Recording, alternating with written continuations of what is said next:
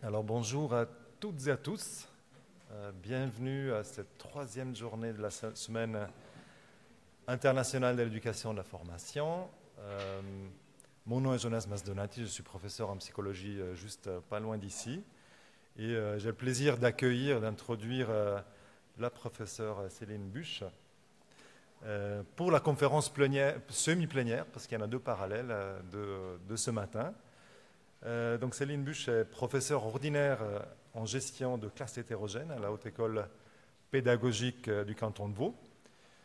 Elle est titulaire d'un doctorat en psychologie sociale obtenu en codirection entre l'Université de Grenoble et l'Université de Genève, donc codirection par le professeur Boutera et le professeur Muni.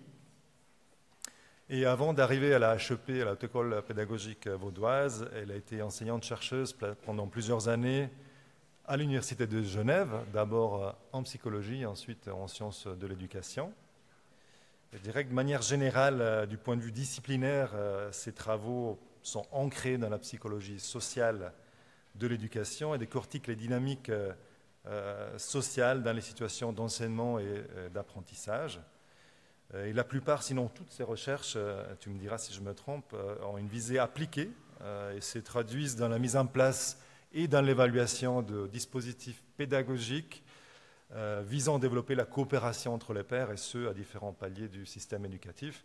À titre d'exemple, la professeure Busch s'est récemment attaquée à la mise en place de dispositifs qui permettent de développer les compétences pro-environnementales, donc une thématique assez centrale aujourd'hui, mais aussi de stimuler la posture d'ouverture dans les situations de débat chez les élèves.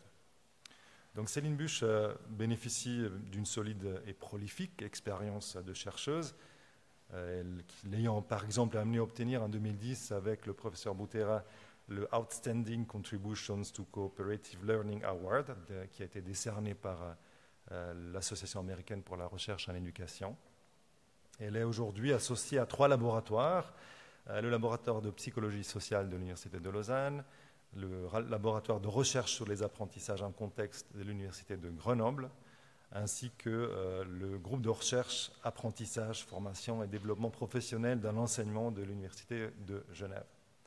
Donc à l'ère des Google Scholar et des ResearchGate, inutile de dresser ici une liste exhaustive des nombreuses publications qu'elle a pu produire. Je tiens quand même à signaler peut-être une spécialité qui n'est pas forcément coutume, l'existence de publications autant scientifiques ancrées sur les nombreux projets financés sur lesquels elle a pu travailler, mais aussi des publications pédagogiques émergeant de ces projets pour et avec les enseignantes et les enseignants. Donc je vous laisse le plaisir de plonger dans ces publications, peut-être après sa présentation ou plus tard. Peut-être signaler récemment 2 publications qui m'ont titillé moi personnellement dans le domaine des publications scientifiques, un article captivant publié dans l'Intercultural Education sur la manière à travers l'apprentissage coopératif de promouvoir l'équité dans des classes multiculturelles et multilingues du canton de Genève. Et parmi les publications pédagogiques, elle a récemment sorti un papier sur les interactions entre pairs dans le cadre de mini-structures coopératives à visée inclusive. Et puis pour terminer, je tiens simplement à signaler que depuis 2006, Céline Busch est très active dans la formation initiale et continue des enseignantes et des enseignants, autant au niveau primaire que secondaire, au sein de la Haute École pédagogique vaudoise. Donc, vous l'aurez compris, sa conférence s'inscrit en tout point dans l'axe inclusion du colloque et elle nous aidera à transformer les promesses de la coopération en pratique effective pour soutenir la participation des élèves dans une visée inclusive. Donc je me réjouis, et j'imagine que bonne partie d'entre vous se réjouit avec moi d'en apprendre plus sur la manière de relever ce défi, de passer des vœux pieux ou des promesses aux faits. Donc je me réjouis énormément d'entendre de ta part quelques stratégies pour faire ce passage très délicat et souvent difficile à franchir. Alors, professeur Busch, à vous la parole.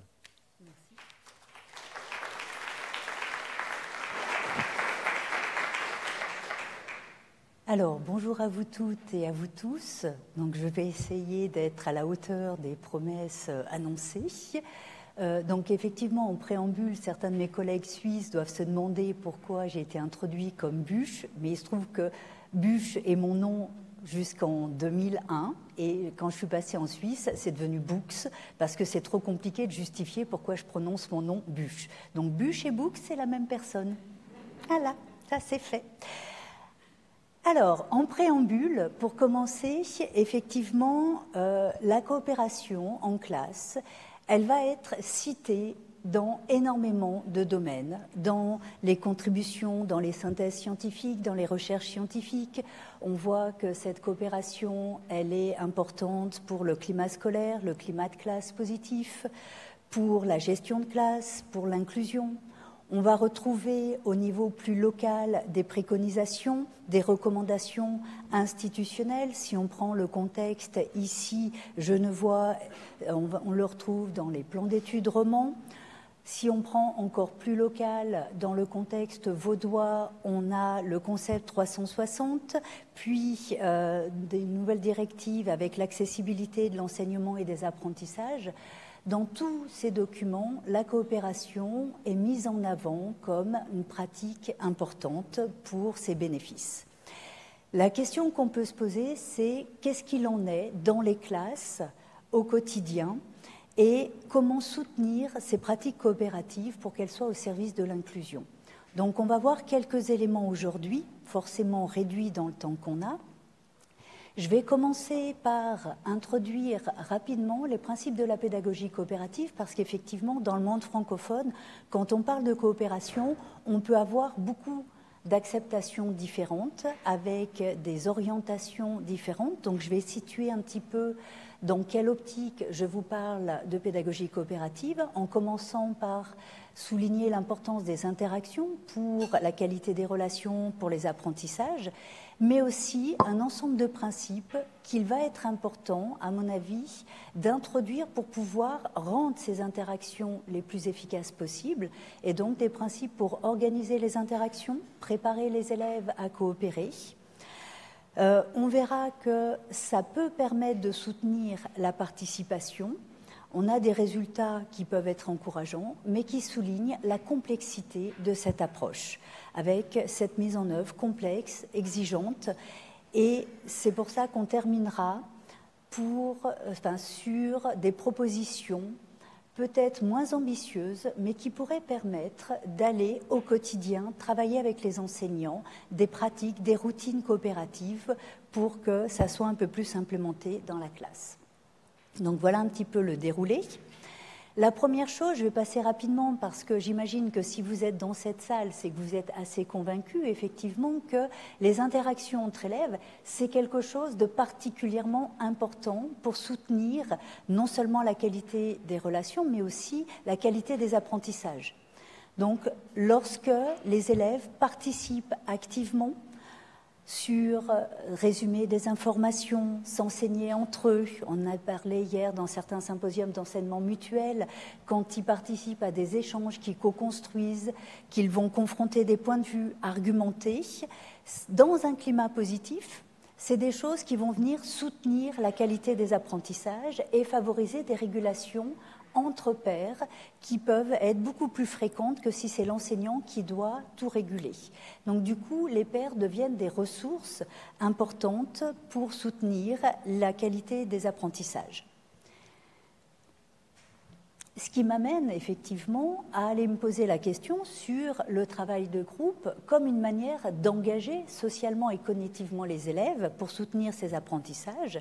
Mais on a tous en tête qu'il ne suffit pas de mettre les élèves ensemble, de leur demander de travailler ensemble pour que ça se passe bien. Donc, on va se poser quelques questions, et notamment dans tout ce que je vais vous présenter, dans la sélection de travaux que j'ai préparés, l'idée c'est d'aller porter une attention particulière aux élèves fragilisés. Je m'appuie pour ça énormément sur les travaux d'Elisabeth Cohen, qui met en évidence que dans les travaux de groupe, si on ne prête pas attention, on va avoir des élèves qui ont une certaine hiérarchie dans la classe, qui vont davantage, peut-être, pour qui on va s'attendre parce qu'ils sont populaires, parce qu'ils sont bons scolairement, parce que ce sont des garçons dans certaines matières. Pour tout un tas de raisons, on va s'attendre à ce qu'ils soient plus compétents. Et du coup, eux vont aussi s'autoriser à intervenir davantage, vont être davantage sollicités. Et donc, si je prends au sérieux que c'est la participation active des élèves dans ces interactions qui soutient l'apprentissage, pour moi, ça va me questionner en disant, si je ne structure pas le travail de groupe et que je les laisse s'organiser, possiblement, ça pourrait renforcer les écarts entre les élèves parce que, il va y avoir davantage de participation des élèves qui sont plus à l'aise, qui vont davantage apprendre. C'est avec ce postulat-là que je me suis orientée vers des propositions issues de l'approche Cooperative Learning aux États-Unis, parce que cette approche-là va proposer des principes pour aller structurer les interactions et embarquer l'ensemble des élèves. Et on va voir effectivement que ça peut avoir des bénéfices, des effets bénéfiques, notamment pour les élèves un peu plus en retrait, ce qui va être particulièrement important dans les contextes hétérogènes. Dans ces principes, alors on est d'accord dans le temps qu'on a, je vais juste les balayer rapidement, mais les principes communs qu'on va retrouver dans la pédagogie coopérative ou dans ce qu'on appelle apprentissage coopératif, on va avoir 3 principes pour organiser les interactions. Je vais vous dire quelques mots sur chacun. Donc, un travail en petite équipe, entre 2 et 5. L'idée, c'est d'avoir des groupes suffisamment petits pour avoir des interactions individualisées.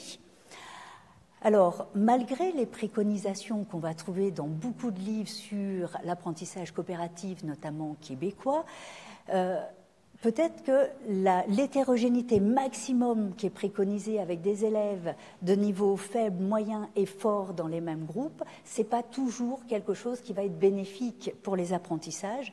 Je souligne juste que, notamment, dans les études de web sur les mathématiques, on voit que dans cette hétérogénéité très grande, les élèves de niveau moyen, ils sont un peu mis de côté.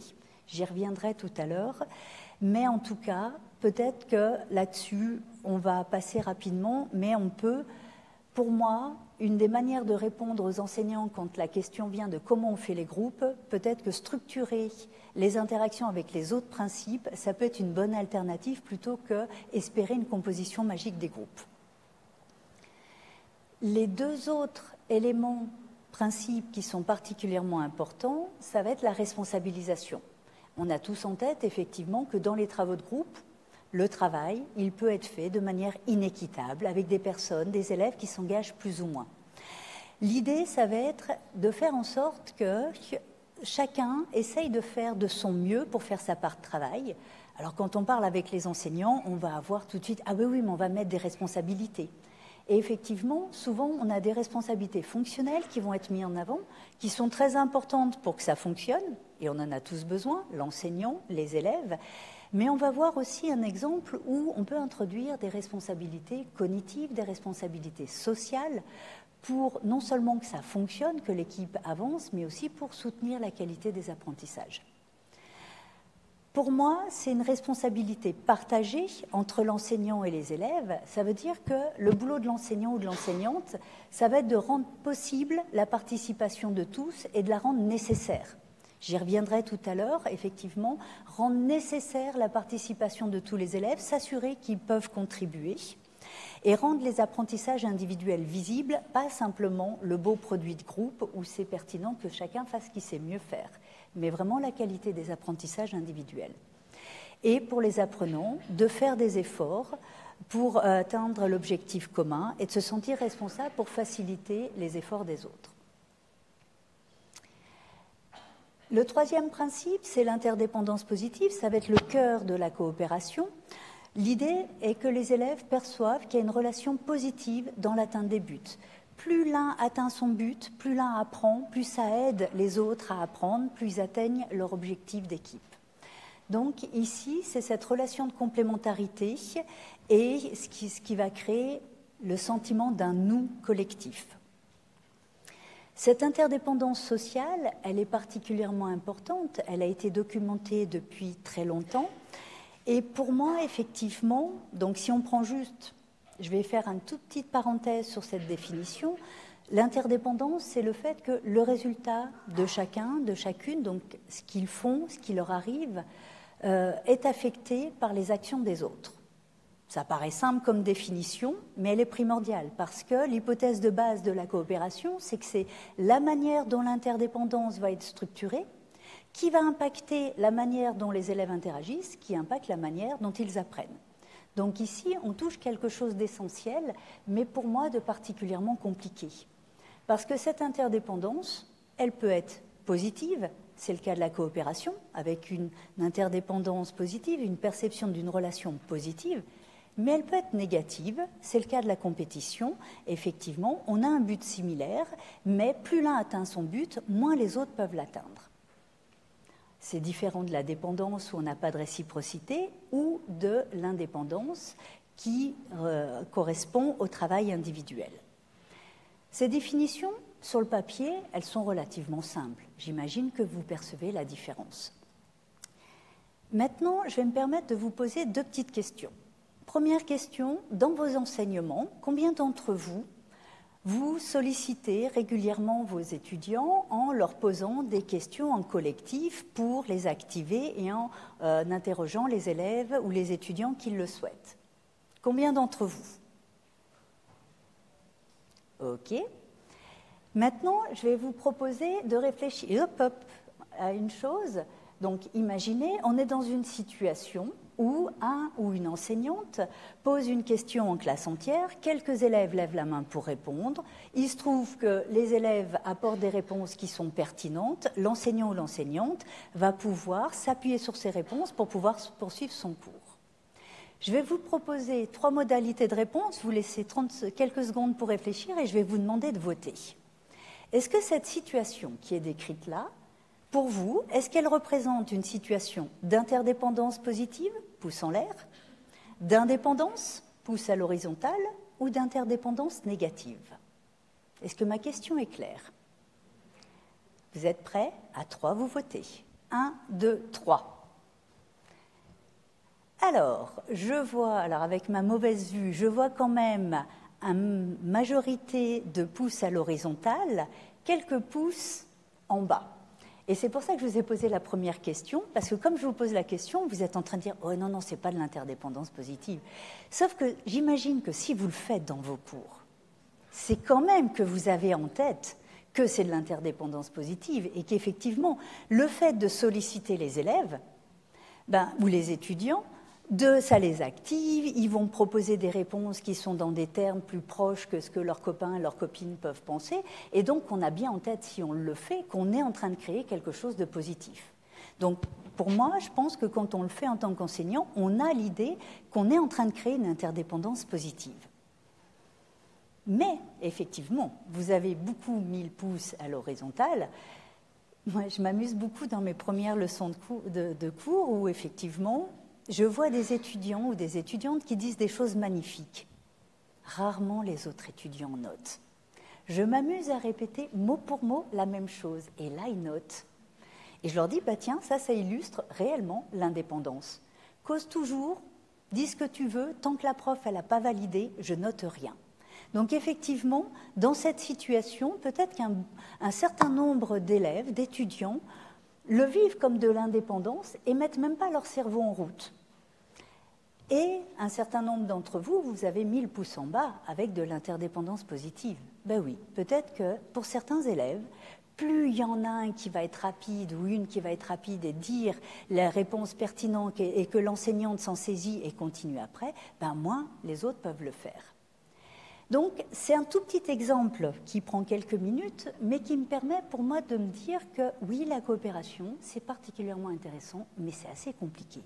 Parce qu'on voit avec ce petit exemple que la ligne, le curseur entre l'interdépendance positive et l'interdépendance négative, voire l'indépendance, elle n'est pas si claire que ça dans la réalité que sur le papier. Est-ce que ça fait sens pour vous? Oui.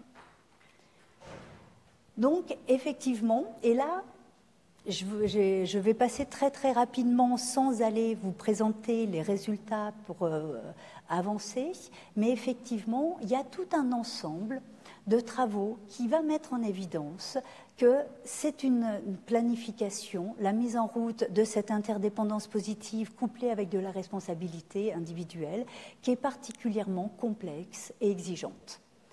Alors, si on regarde dans la littérature, on voit effectivement l'interdépendance positive des buts. Alors, moi j'aime bien la traduire des objectifs pour renvoyer aux objectifs d'apprentissage, d'accord, mais dans la littérature on voit souvent interdépendance positive des buts, elle est indispensable. Si les élèves, les étudiants ne l'aperçoivent pas, vous pouvez jouer sur n'importe quelle autre dimension, il y a peu de chances qu'ils se mettent à coopérer.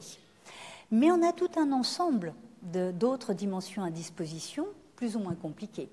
L'interdépendance positive des récompenses, elle est en débat. Pour certains, des auteurs comme Slevin vont proposer cette interdépendance des récompenses. Ça fait partie du package de la coopération. On a besoin de cette interdépendance des récompenses pour avoir des bénéfices. Pour d'autres, l'interdépendance positive des buts, elle est suffisante. On n'a pas besoin de cette interdépendance des récompenses. On ne va pas rentrer dans ce débat, mais déjà, on doit se positionner en tant qu'enseignant sur « je l'introduis, je ne l'introduis pas ». L'interdépendance des ressources, c'est particulièrement intéressant. On a des méthodes très classiques comme la classe puzzle, Jigsaw, qui vont proposer de faire reposer la coopération sur une interdépendance des ressources, c'est-à-dire que chaque élève va travailler de ressources complémentaires et ils vont éventuellement le travailler en groupe d'experts pour bien maîtriser et ensuite s'enseigner mutuellement chacune des parties. C'est particulièrement intéressant parce que quand on voit ce qui se passe, on voit de l'interdépendance. Ils interagissent, ils vont effectivement s'investir. Donc, il y a des choses en tant qu'enseignant qu'on voit qui sont particulièrement efficaces pour la coopération. C'est facile à mettre en place, à comprendre. Par contre, on a une série de travaux qui met un petit point de vigilance parce qu'effectivement, dans ce cas-là, on est en train de faire, en même temps qu'on introduit de l'interdépendance des ressources, d'introduire de la dépendance informationnelle. Je dépends entièrement de mes copains pour m'expliquer cette partie. Si mes copains ils y arrivent, c'est parfait. Mais si mes copains ils font des efforts et qu'ils n'y arrivent pas, ben du coup, en fait, on est en train de déléguer de l'enseignement magistral à des élèves. Donc, ça peut me poser des questions et effectivement, dans certaines revues de questions, on voit qu'il y a des résultats inconsistants sur les apprentissages.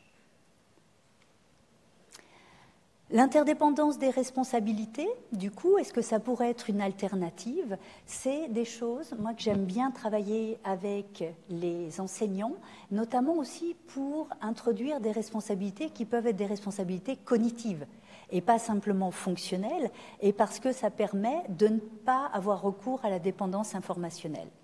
Je vais vous donner un petit exemple d'études qui ont été conduites pour tester la question de l'interdépendance des responsabilités. C'est une étude en fin d'école primaire qui a été réalisée en mathématiques sur les fractions.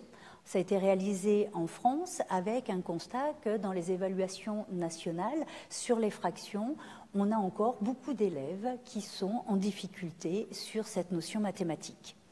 Dans cette étude, on avait un prétest individuel où les élèves faisaient des exercices de l'évaluation nationale, ensuite une expérimentatrice qui conduisait la leçon, avec 3 éléments. Je ne vais pas rentrer dans les détails, mais juste, on leur proposait d'introduire différents types de raisonnements pour comprendre les fractions, d'utiliser un vocabulaire spécifique et de comprendre l'équivalence des écritures entre différentes formes d'écriture fractionnaire. Donc, ce qui est important de retenir, c'est qu'on avait ces 3 aspects mathématiques. Ensuite, une semaine après, on leur faisait faire un entraînement donc en trio avec, sur la base du prétest, un élève de niveau moyen, un élève de niveau faible, un élève de niveau fort. Donc cette fameuse hétérogénéité large, où on se souvient que nos élèves de niveau moyen, dans les études, ils sont un peu mis de côté. Ils avaient 3 exercices à travailler en trio.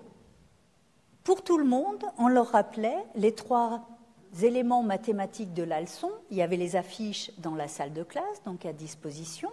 Expliquer le raisonnement, communiquer avec le vocabulaire et vérifier l'équivalence. Ils avaient à chaque fois les éléments graphiques.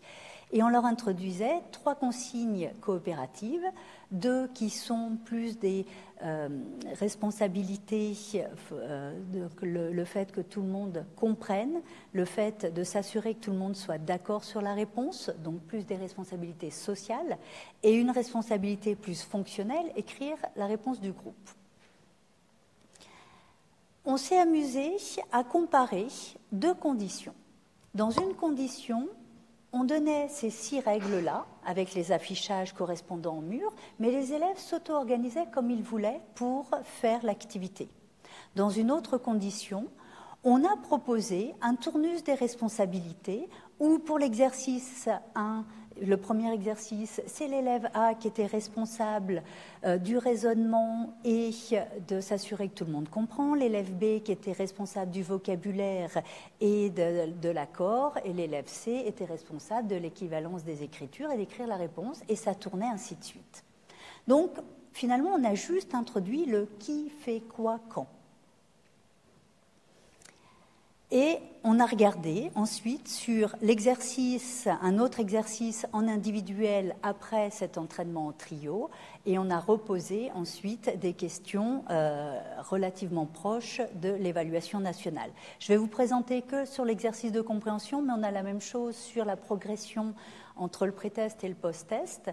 Ce que montrent ces résultats, c'est que lorsque on a une structuration faible, c'est-à-dire que les élèves s'organisent comme ils le souhaitent. Nos élèves de niveau moyen, ils sont relativement proches de nos élèves de niveau faible. Lorsqu'on introduit une plus forte structuration, nos élèves de niveau moyen, ils se rapprochent de nos élèves de niveau fort, et on voit effectivement que cette structuration des responsabilités, qui finalement change très peu de choses dans le déroulement, permet aux élèves de niveau moyen de mieux comprendre et de davantage progresser. Ce qui nous intéressait aussi, c'était de vérifier qu'on n'était pas en train de mettre en défaut nos élèves de niveau faible parce qu'on les met en surcharge cognitive. Pour eux, il n'y a pas de différence selon le degré de structuration dans cette étude-là. Et de s'assurer aussi qu'on n'était pas en train de démotiver nos élèves de niveau fort parce que finalement, on leur pique la vedette. D'accord ? Donc, effectivement, pour eux, on ne les met pas non plus en défaut. Donc, cette étude, elle permet peut-être de souligner, et pour les enseignants, d'ouvrir un peu le champ des possibles dans les différents types de responsabilités et de construire ces responsabilités en fonction de la tâche qu'il y a à faire sur le moment. Pour résumer, je ne vais pas reprendre tout le tableau, mais effectivement, si on regarde les revues de questions, ces 3 principes-là, qui sont à la base de l'apprentissage coopératif, on voit qu'ils peuvent avoir des effets intéressants. Alors, pas dans ce que je vous ai montré, mais dans les méta-analyses, sur la réussite scolaire, sur la motivation, sur les relations interpersonnelles, l'ajustement psychologique.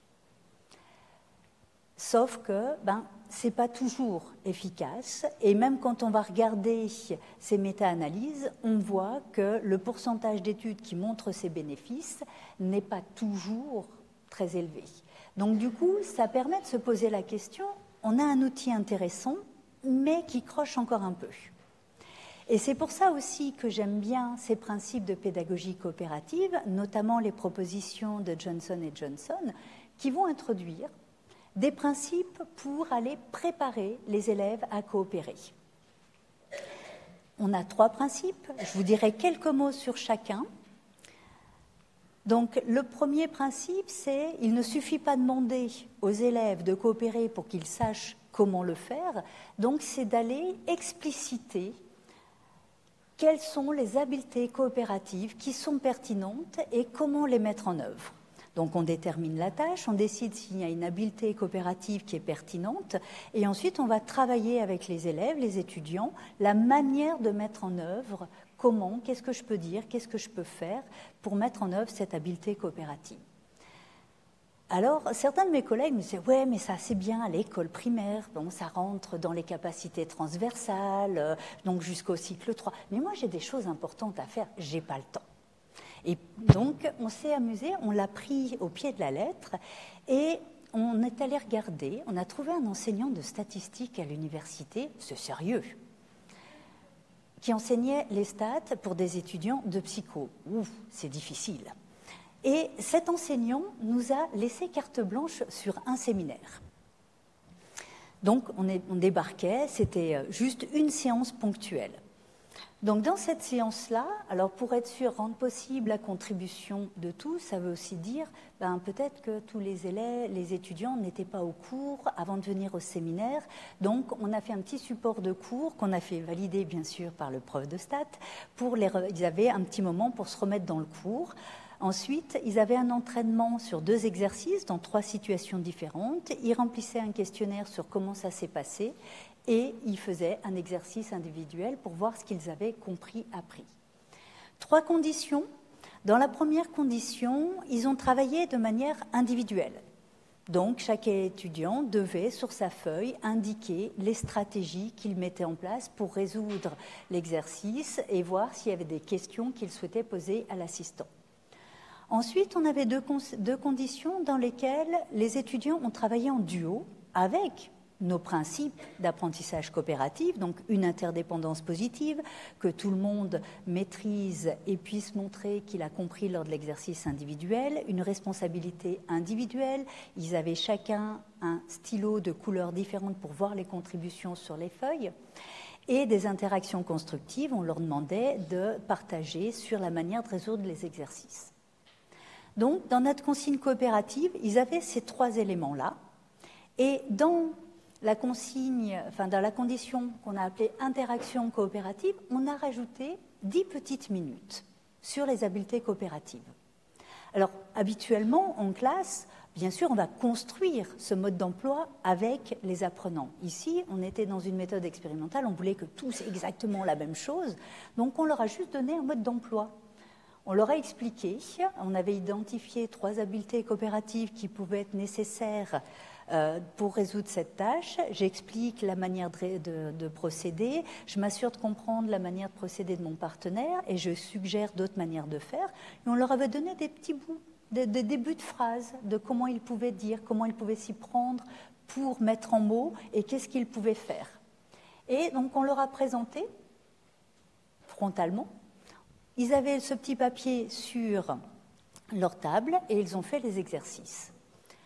Ce que met en évidence cette étude, c'est le sentiment d'efficacité en statistique, pas en coopération.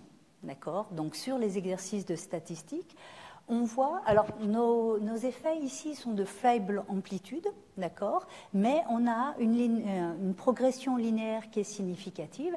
À chaque élément coopératif qu'on a ajouté, le sentiment d'efficacité en statistique progresse. On a le même pattern sur les apprentissages et en fait le sentiment d'efficacité en statistique médiatise et est responsable de la progression dans les apprentissages. Donc du coup, ces 10 petites minutes, même quand on a des choses sérieuses à faire à l'université, même sur une séance, ça peut être intéressant de l'introduire. En plus, ce qui nous intéressait, c'est de voir que les duos qui ont eu ces 10 petites minutes, ils ont rapporté une relation de meilleure qualité et moins d'enjeux compétitifs dans le travail de comparaison sociale. Un autre élément particulièrement important qui passe souvent à la trappe, donc je vais vous présenter les résultats d'une vieille étude mais que j'aime beaucoup, c'est la réflexion critique. Une fois qu'ils ont travaillé ensemble, jamais ça se passe exactement comme on aimerait. Donc l'idée, c'est de se dire que pendant qu'ils sont en train de travailler, l'enseignant, l'enseignante, elle va observer, prendre des informations, donner des retours et faire réfléchir les élèves, les étudiants sur la manière dont ils ont fonctionné, la manière dont l'équipe a fonctionné et ce qui pourrait être amélioré. Donc, ce qui est intéressant et ce qu'on peut améliorer en termes de processus métacognitif, c'est particulièrement important, sauf que c'est souvent les petites minutes qui nous manquent à la fin et qu'on ne fait pas. Je vous montre une étude assez ancienne, mais que je trouve assez intéressante. Dans cette étude, toutes les semaines, les élèves travaillaient 30 minutes par semaine pendant 25 semaines dans différentes conditions. Et ce que je vais vous montrer, c'est 3 semaines après ces 25 semaines, ils ont répondu à des questions sur tout ce dont ils se souviennent sur les 25 semaines. Donc pour moi, ça commence à devenir de l'apprentissage qui perdure. Et en fait, ces élèves-là, ils ont travaillé soit en individuel, soit avec de l'apprentissage coopératif, et les 5 dernières minutes du travail étaient utilisées pour rassembler, organiser le matériel, soit les 5 dernières minutes, avec réflexion critique, étaient passées sur discuter des difficultés, des aspects positifs et décider ce qu'ils allaient modifier pour la prochaine fois. Je trouve particulièrement intéressant cette étude, déjà parce que c'est une étude sur du long terme, et en plus ça permet de regarder ce qui se passe en fonction du niveau des élèves. Et en termes d'équité, je trouve assez intéressant d'investir ces 5 petites minutes, puisque de nouveau, chaque élément coopératif qui est ajouté permet une progression de l'apprentissage, mais en plus, lorsqu'on introduit cette réflexion critique, ça réduit les écarts. Donc, en termes d'équité, ça peut être particulièrement intéressant. Donc, ça permet de revaloriser, des fois de se dire que ça vaut le coup de garder ce principe en tête et de l'introduire. Le dernier principe, donc j'avais décidé de ne pas du tout vous en parler, j'ai rajouté une petite chose suite à la présentation de Céline Darnon hier.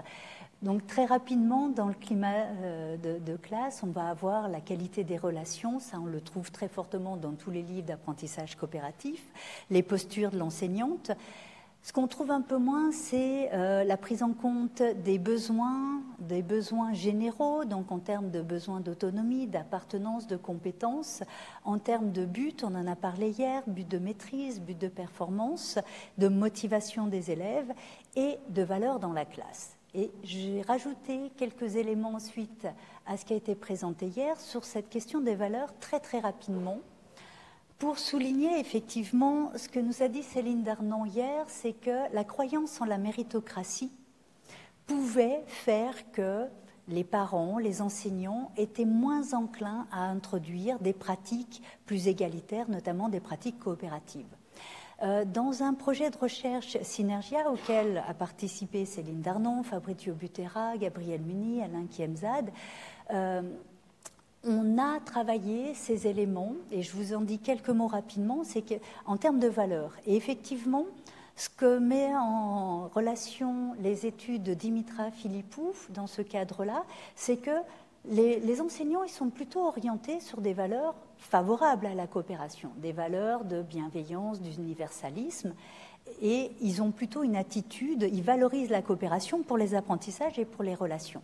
Quand on regarde le lien entre leurs valeurs personnelles, d'universalisme, bienveillance, et leur inclinaison à mettre en place de la coopération, on a des relations, mais des relations positives relativement faibles.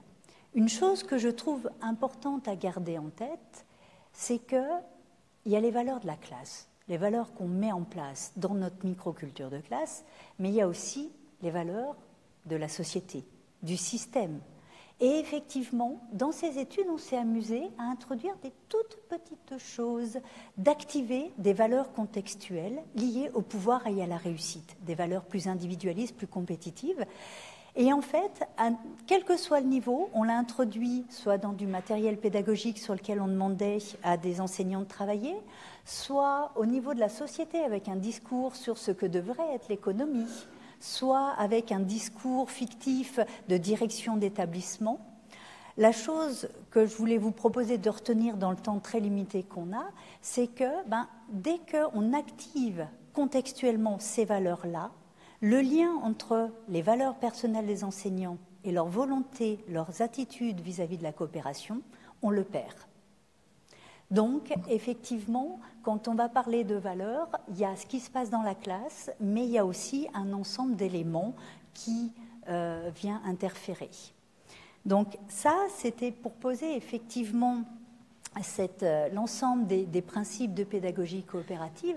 Et pour moi, ça permet de souligner que chacun de ces principes, c'est une occasion pour l'enseignant ou l'enseignante d'aller expliciter ce qui est attendu, et ça c'est particulièrement important, parce que souvent j'entends, il y a la coopération et il y a l'enseignement explicite, et c'est souvent opposé. Pour moi, je trouve qu'ils sont tout à fait conciliables, voire que c'est particulièrement intéressant d'utiliser la coopération pour expliciter les attentes. Maintenant, qu'est-ce qui se passe dans les classes? C'est plus compliqué. Si on regarde dans un contexte à l'école primaire où la coopération semble relativement plus facile à mettre en place, si on regarde une enquête qu'on a réalisée auprès de 222 enseignants, on leur a demandé de classer les modalités qu'ils utilisent dans la classe. On voit que les travaux de groupe coopératifs arrivent en 6e sur cette position. Donc, effectivement, même dans ce contexte-là, ce n'est pas très fréquent et les personnes qui disent en introduire souvent sont peu nombreuses.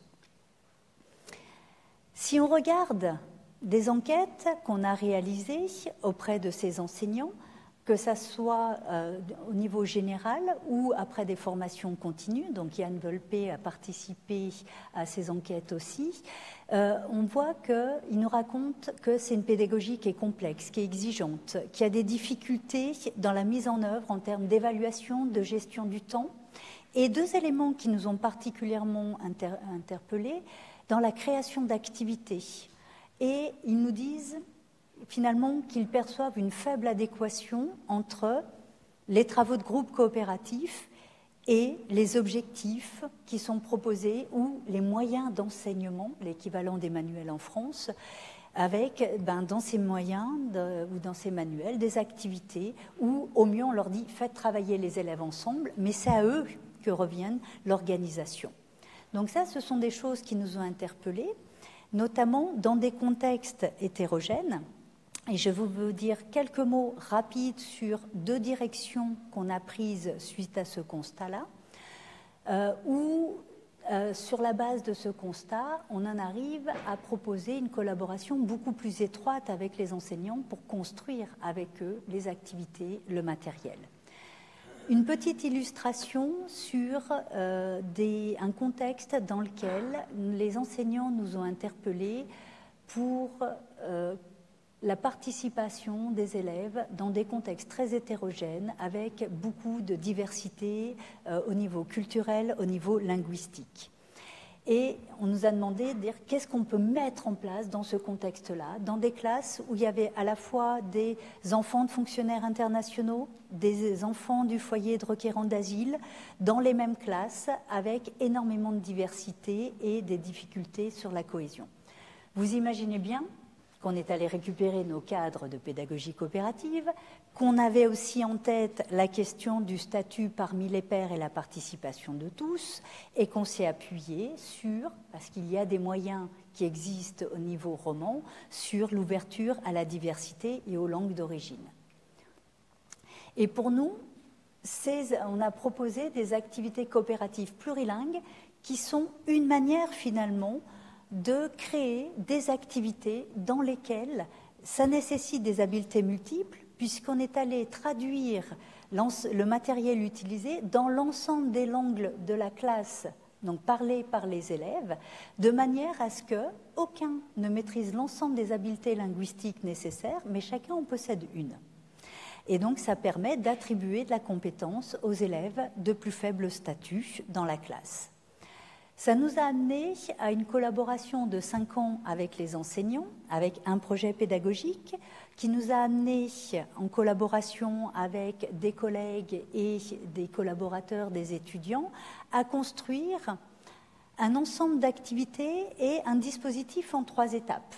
Où dans une première étape, on introduit de l'ouverture aux autres avec des activités coopératives.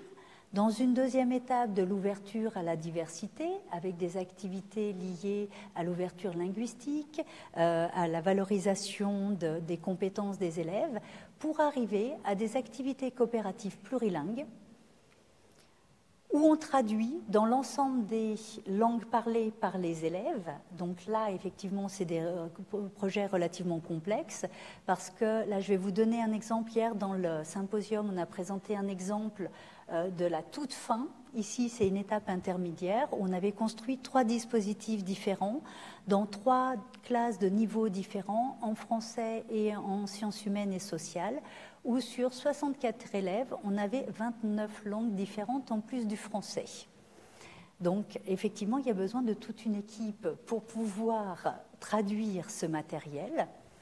Et ce qu'on observe, c'est que quand on collabore avec les enseignants pour créer ces activités adaptées au contexte de la classe, eh bien, on a comparé des classes dans lesquelles on a mis ce dispositif à des classes comparables de la même école dans laquelle on n'a pas mis en place ce dispositif.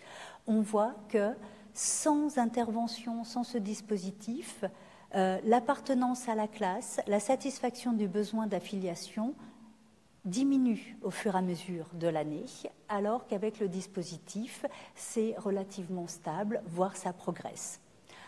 Alors, de manière juste descriptive, on a ciblé sur 4 élèves qui étaient dans une situation particulièrement difficile. On voit que pour ces 4 élèves, on est d'accord, ce n'est pas statistique, mais en termes descriptifs, pour ces 4 élèves, ça a été quelque chose de particulièrement intéressant.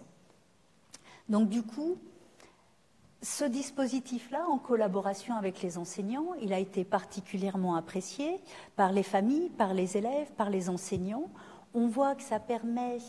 Je ne vous ai pas présenté les résultats là, mais ça permet d'élargir les réseaux dans la classe, d'améliorer le statut parmi les pairs dans les classes dans lesquelles on a mis en place le dispositif.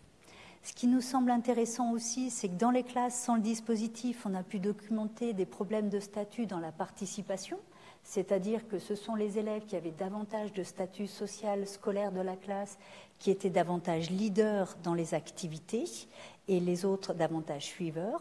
Et ce qu'on observe, c'est qu'en mettant en place le dispositif, on perd cette relation entre le statut et la participation. Donc on arrive à une participation plus équitable. Ça augmente le sentiment d'appartenance et de satisfaction, mais nos enseignants nous l'ont clairement dit, c'est un investissement très important.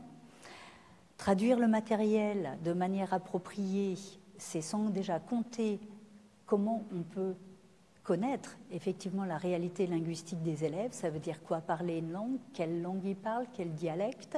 Donc ça nécessite toute une collaboration particulièrement importante et ça prend du temps de mettre en place ce dispositif en 3 étapes.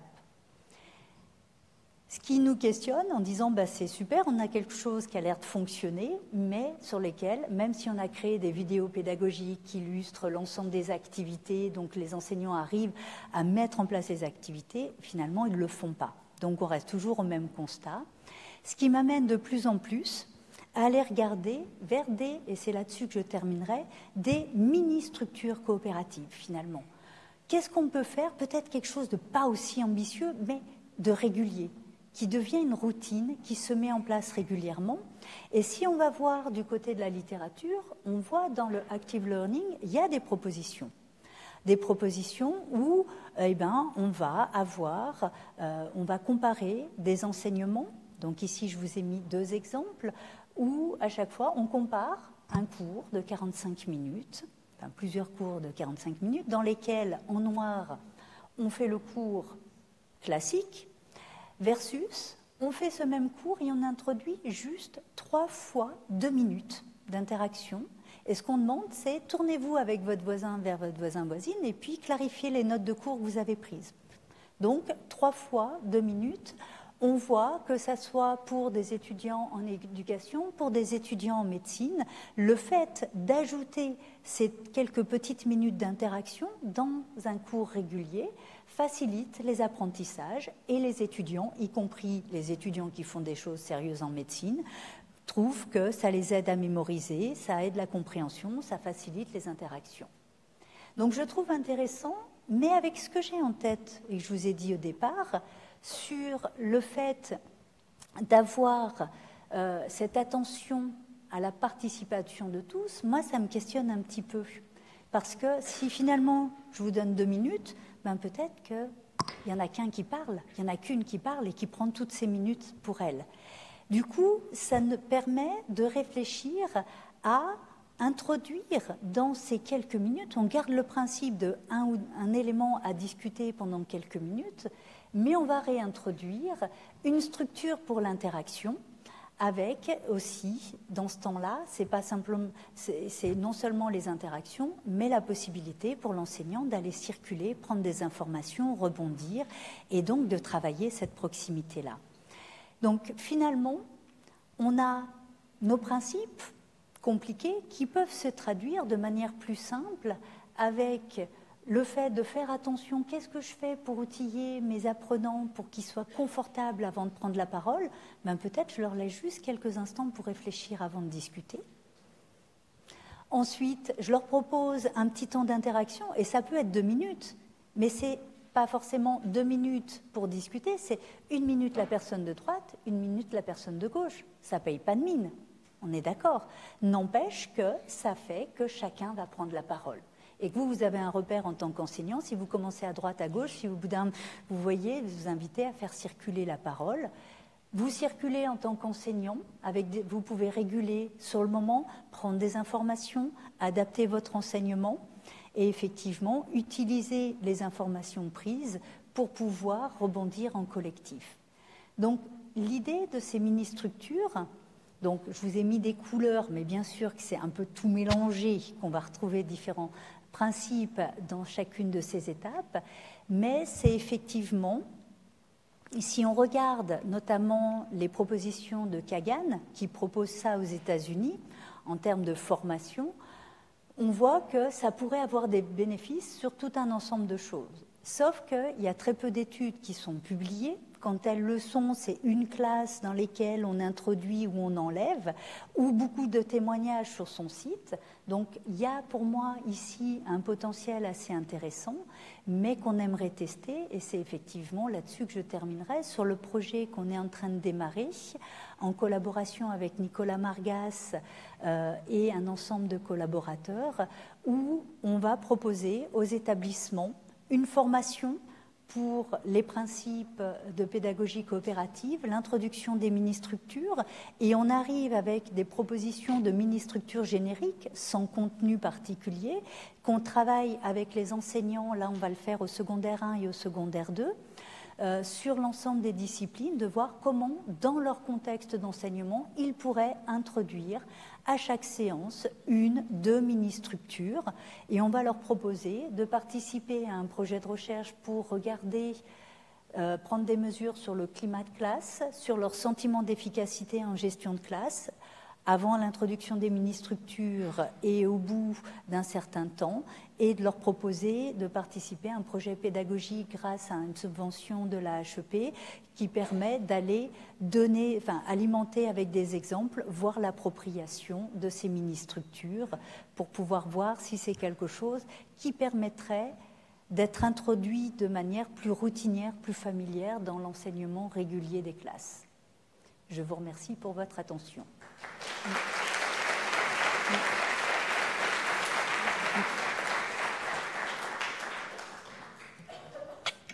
Merci Céline pour ce keynote qui ouvre la journée de la meilleure des manières, je dirais. Donc ça nous laisse aussi 5 minutes pour poser des questions ou partager des réflexions au sujet des contenus stimulants que tu as donnés. Donc j'ai vu une première main se lever par là.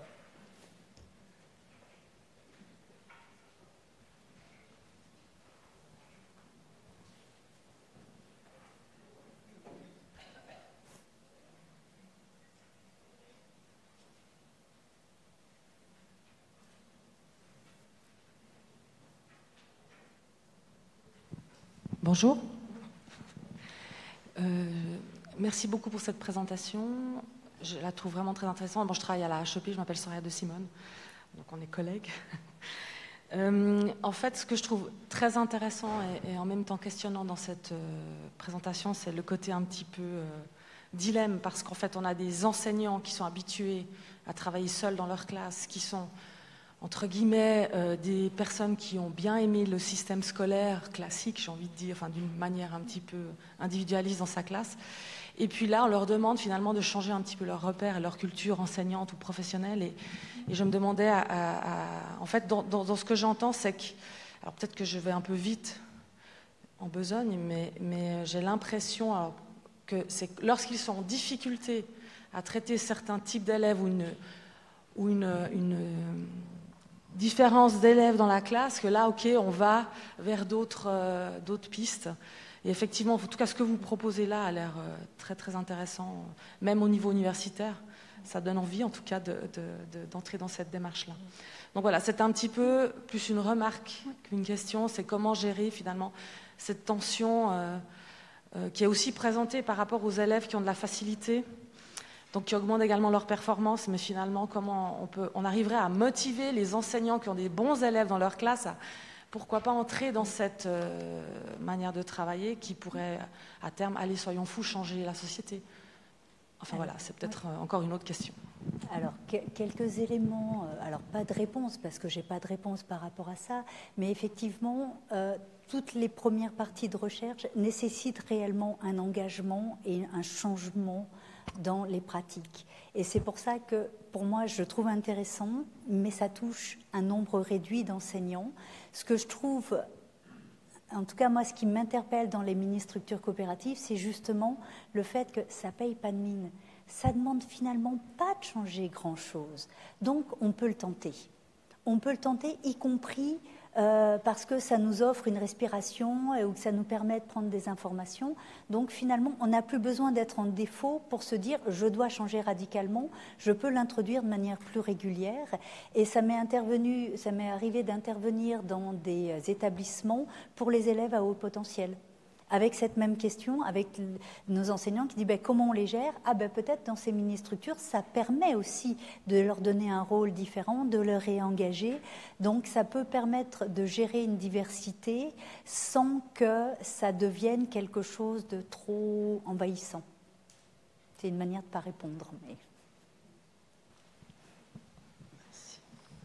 Merci pour cette remarquable intervention.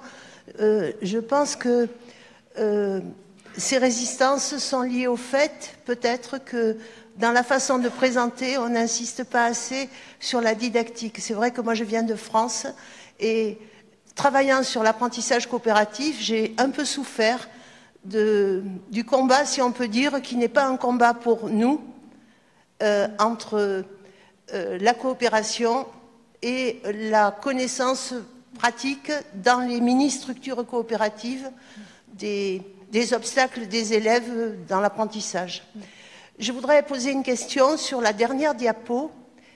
Comment avez-vous choisi le public avec lequel vous travaillez, c'est-à-dire, parce qu'il y a les théories qui montrent l'effet établissement et l'importance de l'effet établissement, mais finalement, quand on réfléchit un peu plus finement en psychosociologie, on se rend compte qu'il y a des dynamiques d'équipes pédagogiques qui sont fondamentales et qui échappent en partie à des indicateurs macro. Donc je voudrais savoir comment vous choisissez.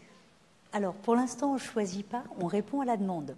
C'est-à-dire qu'effectivement, là, les 4 établissements avec lesquels on va commencer à travailler, c'est suite, parce qu'à un moment donné, à Genève, l'an passé, il y a eu toute une série de formations parce qu'il y avait la volonté d'amener plus d'hétérogénéité dans les classes. Et donc, il y a eu une série de conférences. Je suis intervenue sur une de ces conférences-là pour introduire ces principes-là. Et maintenant, il y a 4 établissements qui demandent à être accompagnés. Donc, on ne choisit pas les établissements pour l'instant, on travaille avec tous les établissements qu'ils demandent et ensuite on va travailler avec les enseignants qui sont d'accord à l'intérieur des établissements. Pour l'instant, c'est comme ça qu'on avance. Il y a un établissement pour lequel c'est la direction qui a demandé une recherche-action où là, on va pouvoir se permettre de faire certaines choses et de choisir les classes dans lesquelles les mini-structures seront mises en place et pas les autres. Mais on est en train de démarrer le projet, donc pour l'instant, on prend tout le monde. Bonjour, Arnaud Dubois, Université de Rouen. Alors, une question et une remarque. La question, c'est, en fait, dans votre présentation, je comprends bien que la plupart de vos références sont nord-américaines. Or, il existe sur la coopération une tradition française, francophone, voire européenne. Je pense notamment à Célestin Freinet et puis à la pédagogie institutionnelle. Alors, est-ce que c'est un choix qui est lié aux contraintes du temps? Est-ce que, bon, voilà, c'était plutôt une interpellation sur cette distinction et que vous mentionnez pas du tout ces deux courants que j'ai mentionnés, enfin le courant européen. Ensuite, d'ailleurs, je remarque que vous citez les équipes à un moment, des équipes de travail, c'est une technique Freinet. Vous parlez de responsabilité, on parlerait de métier en pédagogie institutionnelle. Enfin, je trouve qu'il y a beaucoup de similitudes et certains des résultats que vous présentez pourraient être appropriés par des militants de ces pédagogies pour les conforter, parce que, bon, voilà, ça c'était la question. La remarque ensuite, c'est que en sciences de l'éducation, il y a un courant clinique d'orientation psychanalytique qui a apporté beaucoup sur notamment les dimensions groupales et sur la prise en compte des dynamiques de groupe à l'œuvre dans les classes et dans les groupes. Et donc, ma remarque portait là-dessus, c'est-à-dire, il me semble que, enfin, un des apports de ces travaux, c'est de considérer que, par exemple, à 2, ça n'est pas un groupe, et qu'un groupe, c'est à partir de 4, en tout cas qu'à partir de 4, il y a des dynamiques à l'œuvre dans le groupe, et que pour favoriser la coopération, il me semble qu'il faut aussi prendre en compte ces dimensions, des dynamiques à l'œuvre dans les groupes, qui peuvent être des dimensions psychosociales, sociales et des dimensions psychiques inconscientes. Voilà, bon, ça c'était ma remarque, sur laquelle on pourra peut-être continuer à débattre dans la pause, parce que ça ouvre à des perspectives très larges. Alors, merci. Pour la première partie, c'est pour ça que j'ai pris le principe de dire je m'appuie sur cette approche nord-américaine pour reconnaître qu'il y en a d'autres. Pour moi, ce qui fait que je vais plutôt dans cette approche-là, c'est parce qu'elle me donne des pistes pour aller structurer les interactions. C'est-à-dire que ce que je vise, c'est vraiment mettre en interaction les élèves pour les amener à verbaliser, à participer sur du contenu, donc de contenu à travailler, à apprendre. Et donc, c'est ces interactions. Les principes de pédagogie nord-américaine me permettent de pouvoir travailler avec les enseignants pour voir comment, dans leur contexte, ils peuvent structurer. Et donc, ce que je vois comme différence, c'est effectivement quand on est sur des pédagogies institutionnelles, on va être beaucoup plus sur apprendre aux élèves à s'auto-organiser, on est sur un travail sur du beaucoup plus long terme. Ici, pour moi, je rentre avec comment l'enseignant peut aller structurer la tâche, parce que ce que j'ai en tête, c'est que si je laisse les élèves s'organiser comme ils le souhaitent, il y a des dynamiques qui vont faire que certains vont être plus ou moins actifs.